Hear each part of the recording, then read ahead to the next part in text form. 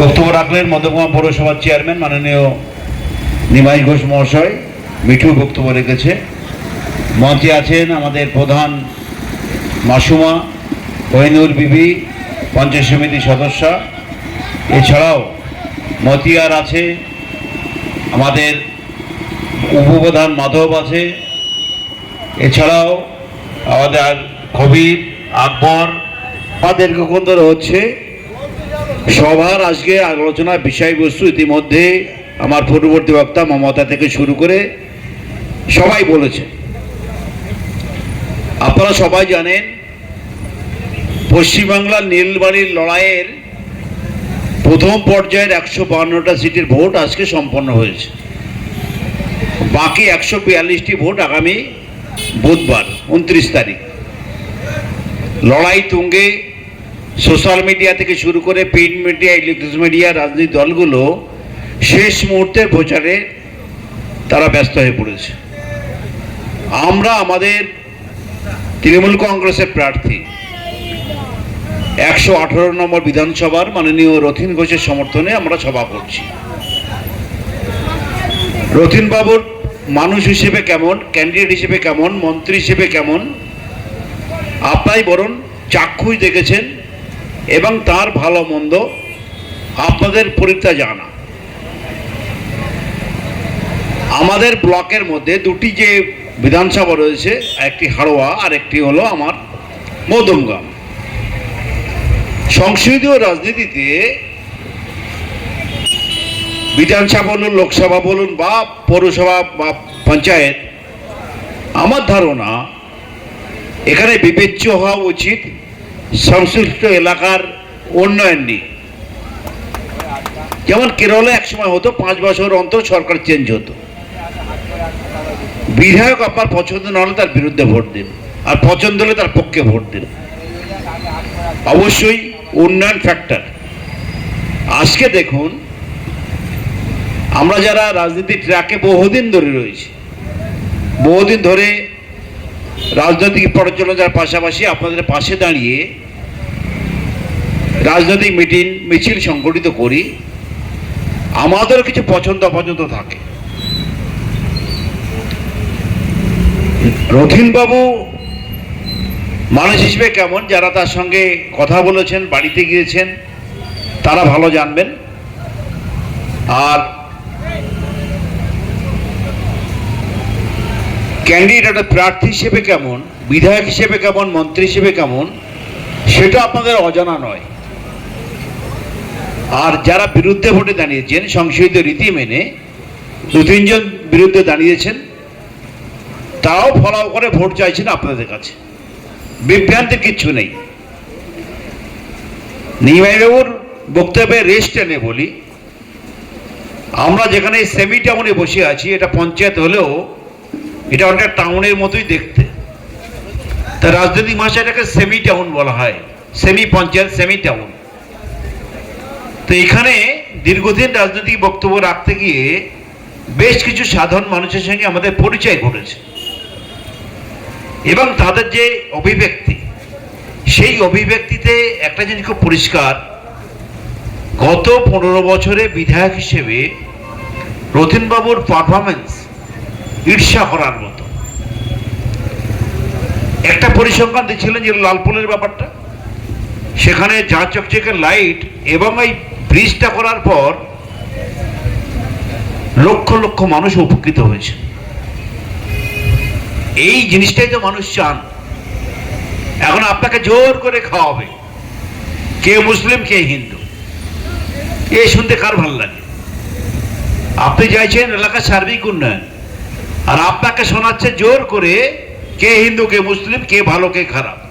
দেখুন আজকে নির্বাচন হলো, বাংলার এই যে নির্বাচন হচ্ছে, 6,82,00,000 ভোটার ভোট দেবেন। আমরা খবরে দেখলাম 90 থেকে 92% মানুষ আজকে নির্বাচনে তারা ভোটদানে অংশগ্রহণ করেছে। সাধারণত বিধানসভা নির্বাচনে 77 থেকে 78 এটা সর্বাধিক ছিল। অন্তত এখন অবধি নির্বাচন যতগুলো বাংলায় হয়েছে, সব থেকে সর্বাধিক যিনি ভোট পড়ে সেটা 82%। আর অ্যাভারেজ 77 থেকে 78% ভোট পড়ে। এবারে পড়লো 92%। কেন? তাহলে বেশিরভাগ কেন সব মানুষই ভোটের লাইনে দাঁড়িয়েছে। তাদের একটা তীব্র ভীতি কাজ করছে। কি ভীতি? নাগরিকত্ব হারানোর ভীতি। এসআইআর নামে একটি বিষয় আপনারা শুনেছেন, আমরা অনেকেই বিষয়টা জানতামও না, ভোটার নিবন্ধীকরণ। সেটা করতে গিয়ে জেনুইন ভোটারদের নাম বাদ দিয়ে নির্বাচন কমিশন এবং বিজেপি তারা এইখানে নির্বাচনটা করাচ্ছে যাতে তৃণমূল কংগ্রেসকে ক্ষমতা থেকে সরানো যায়। আর আপনি জেনে রাখুন যে বাড়তি 15% মানুষ যে ভোট দিয়েছেন নিশ্চিতভাবে এসআইআর এর বিরুদ্ধে ভোট দিয়েছেন। অর্থাৎ আমাদের যে কমিটেড ভোট যেটা ছিল সেই ভোটের সঙ্গে এই ভোটটা যোগ করলে তাহলে সহজেই আপনারা বুঝবেন মানুষের খুব কম জায়গায়। এবার ছোট্ট একটা পরিসংখ্যান দিই আপনাদের। আনন্দবাজার online.com ভোটের পরবর্তীতেই তারা অনলাইনেই বা বিভিন্ন তাদের প্রযুক্তিকে ব্যবহার করে তারা সম্ভাব্য কোন দল কত আসন পেতে পারেন তারা একটা পরিসংখ্যান আমরা দেখতে পেয়েছি, তারা পাঠিয়েছেন। 152টার মধ্যে আজকের দিনে 106টির নিশ্চিত জয় দেখাচ্ছে তৃণমূল কংগ্রেসের। তাহলে আমাদের সরকার গঠন করার জন্য আর কটা সিট লাগবে? মাত্র 41টা। তার জন্য 142টা দক্ষিণবঙ্গের মতো শক্তিশালী জায়গায় আমাদের নির্বাচন, আমাদের দখলে থাকা দক্ষিণবঙ্গ, যেখানে দূরবীন দিয়ে দেখতে হবে বিরোধীদের, সেই 142টা কেন্দ্রের ভোট রেজাল্ট কি হতে পারে আপনারা আন্দাজ করে নিতে পারেন। তো এই জায়গায় দাঁড়িয়ে রতিনবাবুর জয়ের সম্ভাবনা নিয়ে আমি কম কথা বলবো, কারণ রতিন ঘোষ আইপিএল এর ধাঁচে যদি বলি, আইপিএল এর অনেক প্লেয়ারের বেস্ট প্রাইজ আছে 15 লাখ, কারো 5 লাখ, আবার বিরাট কোহলির বেস্ট প্রাইজ 2 কোটি টাকা। কারণ ও যে পরিমাণ কোয়ালিটির প্লেয়ার, যে পরিমাণ ও সফল হয়েছে রাজনৈতিক ক্যারিয়ার, ক্রিকেটের ক্যারিয়ারে, সেইভাবেই ওর যে বাজার মূল্য ও 2 কোটি টাকা থেকে শুরু হয়। তা রতিনবাবুর জয়ের মার্জিন 50,000 থেকে শুরু হবে, তারপর যেটা হবে সেটা আলাদা। জয়ের বাবা না, জয়ের মার্জিন কত হবে ও নিয়ে ভাবছি না, আমি ভাবছি বিরোধীদের করুণ অবস্থা থেকে। আমি আরেকটি কথা বলি, গোটা দেশের কথা।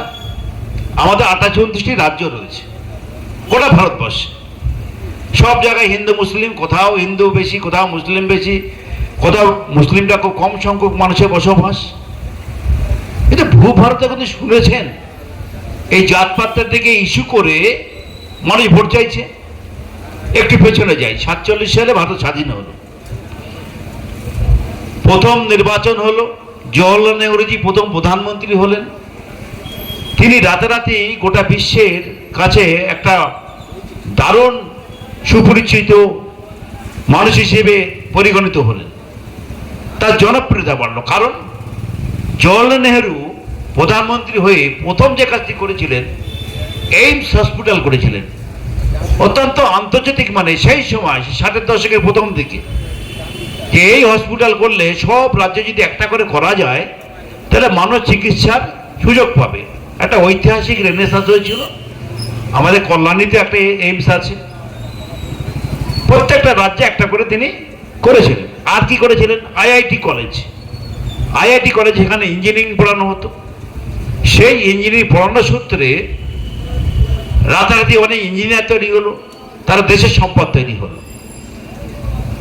তারপর লাল বাহাদুর শাস্ত্রী প্রধানমন্ত্রী হয়ে তিনি কিছু ঐতিহাসিক সিদ্ধান্ত নিলেন। তার সিদ্ধান্ত কি ছিল? তার সিদ্ধান্ত ছিল 47 সালে যখন ভারত ভাগ হয়ে পাকিস্তান আলাদা দেশ হলো মোহাম্মদ জিন্নাহর নেতৃত্বে, এই ভারত ভাগ আমরা, আমাদের পুরুষরা এই ভারত ভাগকে মানেনি, জিন্নাহর সঙ্গে আমরা যাইনি। লাল বাহাদুর শাস্ত্রী প্রধানমন্ত্রী হয়ে তাসখান চুক্তি করলেন। এই তাসখান চুক্তির বাংলা যেটা বিষয় ছিল যে বিশ্বের কাছে রাজনৈতিকভাবে পাকিস্তানের এগেনস্টে সমস্ত কিছু সিদ্ধান্ত আরোপ করা হতো। তারপর ইন্দিরাজি এলেন, এশিয়ার মুক্ত সূর্য বলা হতো ইন্দিরাজিকে। তিনি অনুর্বর জমিকে উর্বর করে, যে জমিতে একবার ফসল হওয়ার পর বাকি 9 মাস ফসল হতো না, তিনি সেই জমিতে 3 ফসলি চাষের ব্যবস্থা করলেন।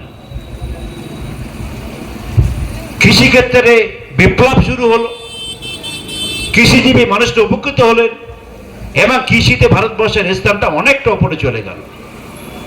84 সাল আধুনিক ভারতের প্রধানমন্ত্রী হলেন রাজীব গান্ধী।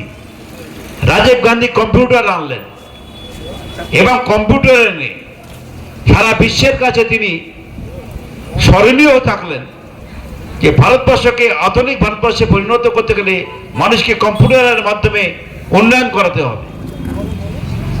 আর সর্বশেষ সংযোজন নরেন্দ্র মোদী 2014 সাল, তাকেও মানুষ জানে কিভাবে নালার জলকে কিভাবে চায়ের বাগানে ব্যবহার করতে হবে। এ তার বুদ্ধিতে এলো। তার বুদ্ধিতে এলো যখন ইমেল থাকছিল না, তখন উনি নাকি ওনার আপনজনদের মেল পাঠাতেন। আর করোনার টাইমে থালা বাসন বাজিয়ে ঘরের লাইট অফ করে তিনি বলেন করোনা চলে যাবে। ফারাকটা দেখুন। আজকে মোদি, তার সম্মান দিয়ে মোদিজি বলি, কয়েকদিন আগে বাংলায় এলেন সভা করতে। সভায় বক্তব্য রাখতে গিয়ে তিনি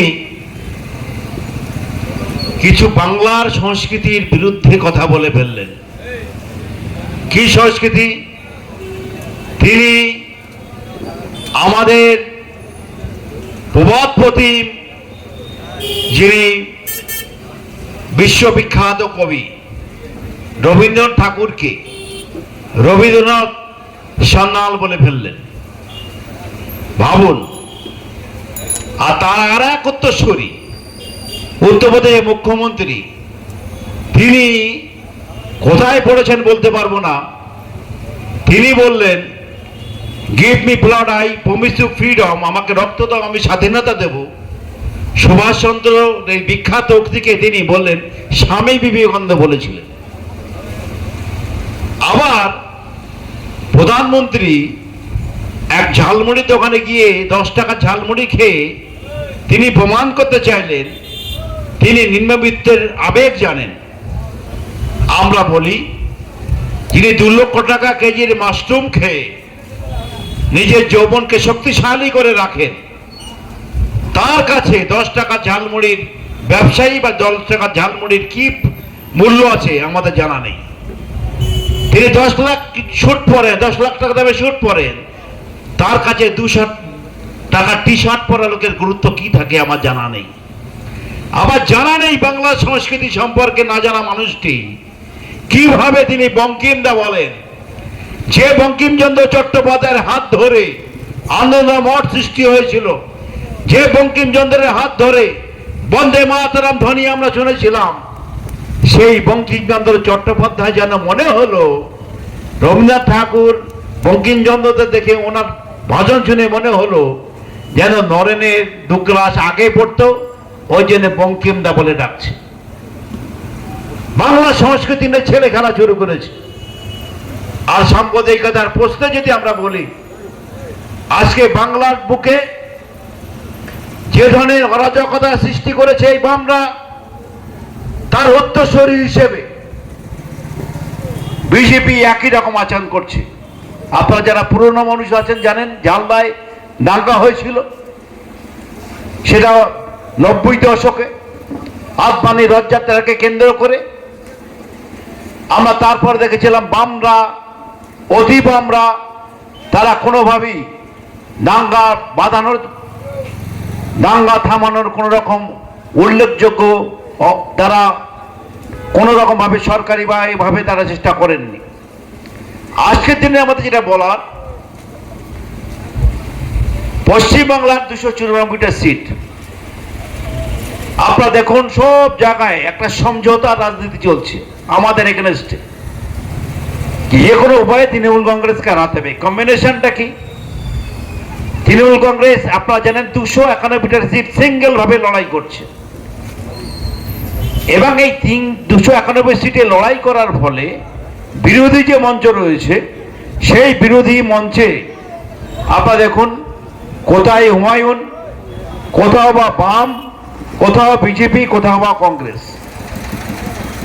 যেভাবে এফোর্ট দিয়ে তৃণমূল কংগ্রেসের বিরুদ্ধে প্রার্থীকে খাড়া করে দিচ্ছে। আমরা বিস্মিত হলাম, একটা অল্প বয়সী মেয়ে এই বিধানসভাতে ইন্ডিয়ান সেকুলার ফ্রন্টের প্রার্থী, যেটা বাম ফ্রন্টের সমর্থনে দাঁড়িয়েছে, ও রাতারাতি স্বপ্ন দেখছে ও জিতেই গেছে। ও জানে না কতগুলো ভোট।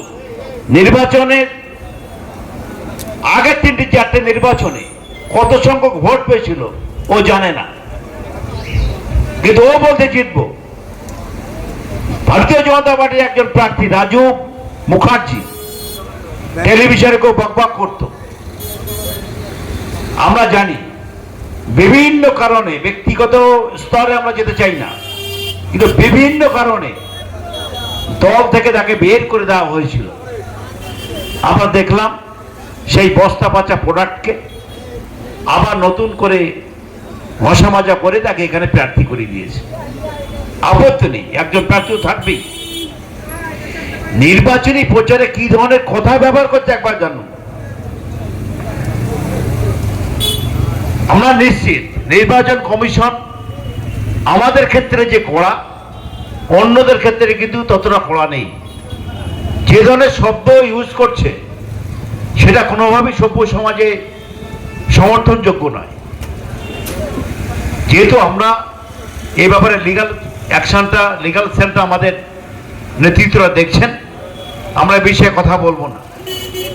আমাদের শুধু কয়েকটা কথা বলার, ভারতীয় সংস্কৃতিতে আজকে দেশ স্বাধীন হওয়ার পর ধরে রাখার দায়িত্ব সংস্কৃতি আমরা নিয়েছি।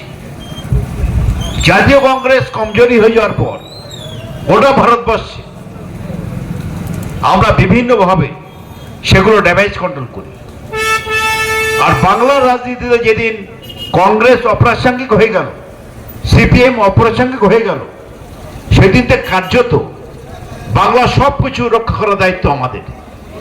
কারণ আমরা জানো, এটা আমাদের রাজনৈতিক অভিজ্ঞতাই বলে, যখনই বামরা এখানে হেরে গেল তখনই তারা প্ল্যান করে রাজনীতিকে কলুষিত করার জন্য তারা ইনডাইরেক্ট তারা সমর্থন শুরু করলো বিজেপির। এবং বিজেপি যখন দেখলো বামদের অধিকাংশ ভোটটা তাদের পকেটে চলে এসছে, তখন তারা নতুন উন্মোদনে মানল। কিন্তু মমতা বন্দ্যোপাধ্যায়ের যে লড়াই, সেই লড়াইটা থেমে যাবে কিভাবে? ফ্যাক্টরটা মমতা বন্দ্যোপাধ্যায় করেছেন। এক প্রবীণ সাংবাদিক বলছিলেন যে পশ্চিমবাংলা যদি পরিবর্তন এখন আনতে হয় তা বিরোধীদের একটা মমতা লাগবে।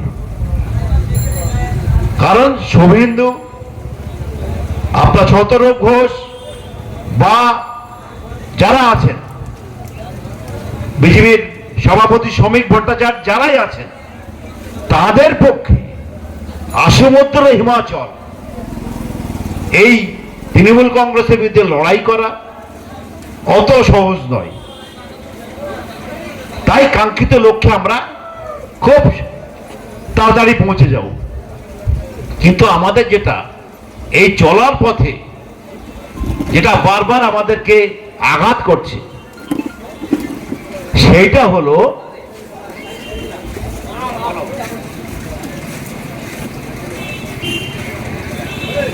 চলে এসছে।